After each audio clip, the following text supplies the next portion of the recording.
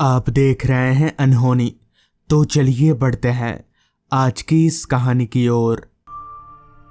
रात के तकरीबन 11:15 बजे जब मेरी आंख खुली तो बस अभी भी चल ही रही थी। वक्त को देखते हुए खुद को अभी भी बस में पाकर मेरा दिमाग घूम गया। मैंने एक दफ़ा अपनी निगाहों को बस में चारों तरफ घुमाया, मगर मेरे अलावा दूसरा कोई पैसेंजर बस में मौजूद ही नहीं था। खैर, मैं चलकर बस के सामने की ओर ड्राइवर और कंडक्टर के पास गया और कंडक्टर पर चिल्लाते हुए बोला, कैसे बस चला रहे हो तुम लोग? कृष्णागढ़ अभी तक नहीं आया। मैं 4 घंटे से बस में बैठा हूँ। तुमने तो कहा था 2 घंटे का रास्ता है। इस पर कंडक्टर बोला, भाई साहब, रास्ता 2 घंटे का ही है। आप जब सो रहे थे तब एक बार रास्ते में हमारी बस खराब हो गई थी, इसलिए इतना वक्त लग गया। तभी मैंने बोला, देखो, बहाने मत बनाओ, मैं कोई दूध पीता बच्चा नहीं हूँ। मेरे इतना बोलते ही हम तीनों के बीच बहस चालू हो गई। इससे पहले कि बहस बढ़ते बढ़ते हाथापाई तक आ जाए, तभी कंडक्टर बोला, 1 मिनट, देखिए साहब, हम आपको कृष्णागढ़ तक पहुँचा देंगे, पर डबल भाड़ा लगेगा, वरना आप यहीं पर उतर सकते हैं। ये सुनकर तो मेरा पारा 7वें आसमान पर चढ़ गया, मगर मैंने खुद को काबू किया क्योंकि वो 2 लोग थे और मैं अकेला। इसलिए मैंने खुद को कंट्रोल करते हुए कंडक्टर से कहा, कोई ज़रूरत नहीं है, मुझे यहीं उतार दो। जिसके बाद बस रुकी और मैं अपना बोरिया बिस्तरा लेकर बस से नीचे उतर गया। मेरे उतरते ही बस वहाँ से चली गई। कृष्णागढ़ गांव किस तरफ है और कितनी दूर है मुझे कुछ पता नहीं था, क्योंकि मैं अपनी ज़िंदगी में पहली और आखिरी बार इस रास्ते पर आया था। मेरे अलावा उस रास्ते पर भी और कोई नहीं था। खामोशी और अंधेरे ने उस पूरे रास्ते को ऐसे जकड़ कर रखा था जैसे वो रास्ता इस दुनिया में ही ना होकर कहीं और हो।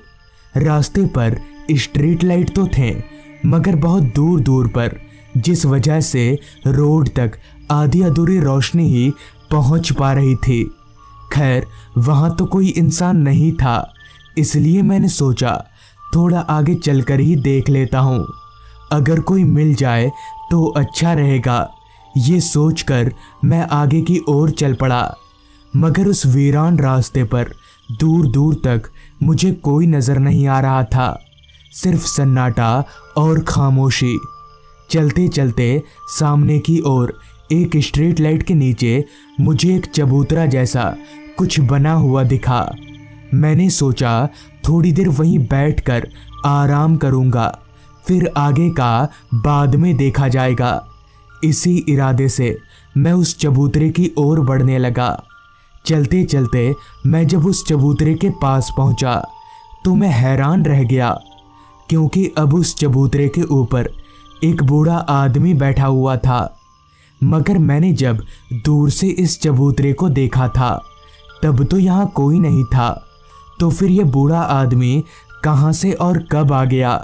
खैर, मुझे थोड़ा अच्छा भी लगा, कम से कम अब मैं इस बूढ़े आदमी से पूछ सकता हूँ कि कृष्णागढ़ गांव कितनी दूर है। ये सोचकर मैं उस बुजुर्ग आदमी के पास गया और बोला, चाचा, ये कृष्णागढ़ गांव कितनी दूर होगा, आपको पता है क्या? इस पर उस बुजुर्ग आदमी ने कहा, वो जगह, वहाँ तो मैं भी जा रहा हूँ, मगर पैदल बहुत दूर पड़ेगा, इसलिए मैं चलकर यहीं पर बैठ गया। उस बुजुर्ग आदमी से ये सुनकर मैं भी उनके बगल में ही बैठ गया और थोड़ी देर सुस्ताने के बाद मैंने उस आदमी से कहा, तो फिर अब कैसे पहुंच सकते हैं कृष्णागढ़? इस पर बुजुर्ग आदमी बोला, अब पैदल चलना पड़ेगा और कोई रास्ता नहीं है, चलो। इतना बोलकर वो बूढ़ा आदमी अपनी जगह से उठकर खड़ा हो गया। उस आदमी के साथ ही साथ मैं भी उठा और हम दोनों आगे की ओर चलने लगे। अभी हम दोनों चल ही रहे थे कि तभी उस बुजुर्ग आदमी ने मेरे से कहा, तुम्हें रात में ऐसे चलते हुए डर नहीं लगता? जिस पर मैंने कहा, डर लगता है, चोर डकैतों से डर लगता है। फिर बुजुर्ग आदमी बोला, भूतों से डर नहीं लगता? तो मैंने कहा, नहीं, मैं ना तो भूतों को मानता हूँ और ना ही डरता हूँ। अब हम दोनों को चलते हुए काफी वक्त हो चला था। जहां इतनी देर से चलकर मैं थक कर चूर हो चुका था, वहीं वो बूढ़ा आदमी बिना किसी रुकावट के चले ही जा रहा था।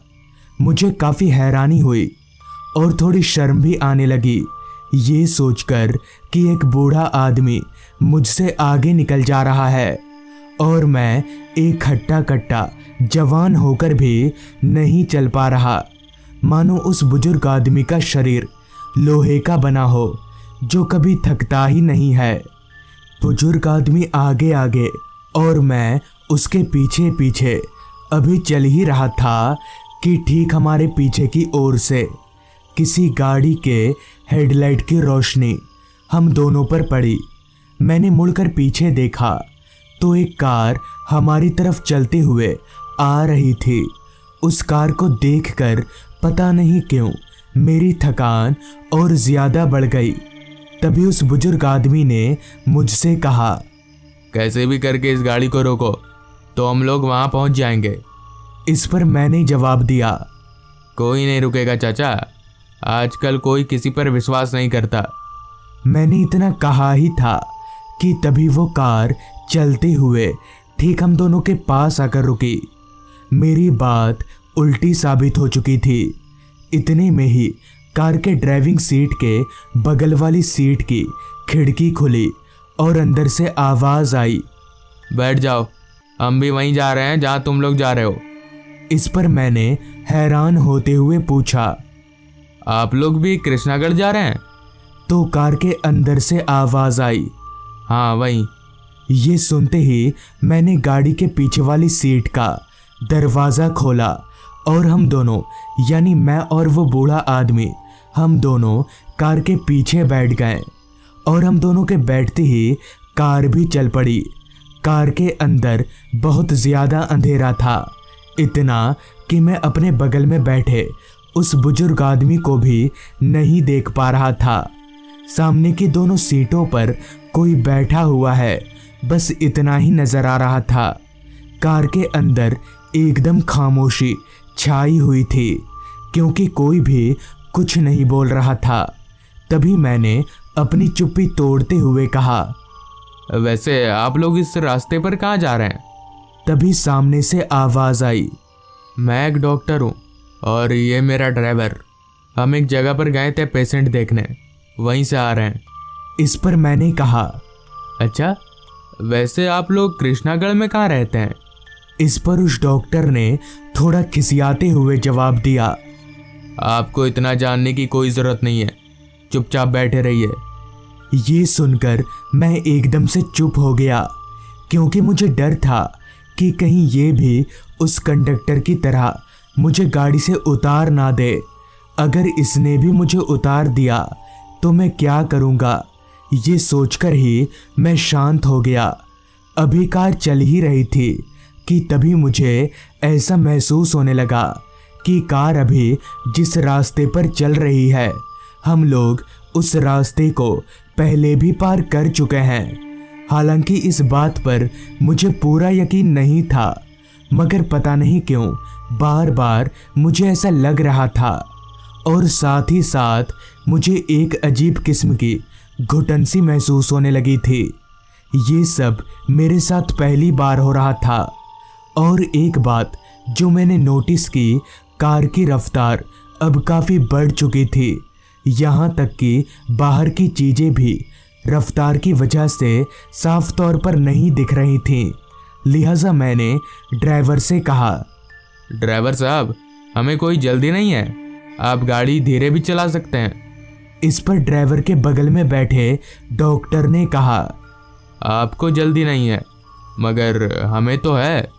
तभी मैंने कहा, पर फिर भी इतनी तेज गाड़ी चलाना ठीक नहीं है, एक्सीडेंट हो सकता है। तो डॉक्टर ने कहा, एक्सीडेंट? हमारा तो पहले ही हो चुका है, अब तुम्हारा होगा। इतना बोलकर ही डॉक्टर मेरी ओर पलटा तो अंधेरे की वजह से उसका चेहरा तो नहीं दिखा, मगर उसकी आंखें एकदम लाल चमक रही थीं। इतने में ही ड्राइवर ने भी मेरी ओर देखा तो उसकी भी आंखें पूरी लाल चमक रही थीं। ये देखकर मुझे समझते देर नहीं लगी कि ड्राइवर और डॉक्टर वो दोनों कोई इंसान नहीं बल्कि कुछ और ही हैं, जिनकी गिनती इंसानों में नहीं होती। अभी मैं ये सब देखकर डर से कांप ही रहा था कि तभी इतनी देर से चुप बैठे उस बुजुर्ग आदमी ने उन दोनों से कहा, तुम लोग गाड़ी रोकते हो या चखाऊं मजा? उस बुजुर्ग आदमी के मुंह से ये सुनकर मुझे काफ़ी हैरानी हुई। क्या उस बुजुर्ग आदमी को उन दोनों भूतों से डर नहीं लग रहा जो उसने ऐसा कहा? बुजुर्ग आदमी के मजा चखाने वाली बात पर ना तो डॉक्टर ने कुछ कहा और ना ही उसके ड्राइवर ने। इतने में ही उस बुजुर्ग आदमी ने मुझसे कहा, तुम डरो मत, कुछ नहीं होगा, इनसे मेरा सामना रोज होता है। इतना बोलकर ही उस बुजुर्ग आदमी ने अपना लंबा हाथ बढ़ाकर रास्ते के किनारे एक पेड़ को पकड़ लिया। उस बुजुर्ग आदमी का इतना लंबा हाथ देखकर मैं बहुत ज़्यादा डर गया और उससे भी ज़्यादा हैरानी की बात तो ये थी कि उसके पेड़ पकड़ते ही गाड़ी भी रुक गई, जिसके साथ ही बुजुर्ग आदमी बोला, जल्दी भाग जाओ। उसके इतना बोलते ही मैं गाड़ी से निकलकर वहाँ से भाग गया, जिसके बाद मुझे पता चला कि उस रास्ते पर डॉक्टर की एक कार का एक्सीडेंट हो गया था, मगर वो बूढ़ा आदमी कौन था ये आज तक पता नहीं चल पाया। तो दोस्तों, ये थी आज की कहानी। अगर आपको ये कहानी अच्छी लगी हो तो चैनल को ज़रूर सब्सक्राइब कर लें। तो मैं आपका दोस्त आर्यन जल्द ही मिलूँगा आपसे ऐसी ही एक कहानी के साथ।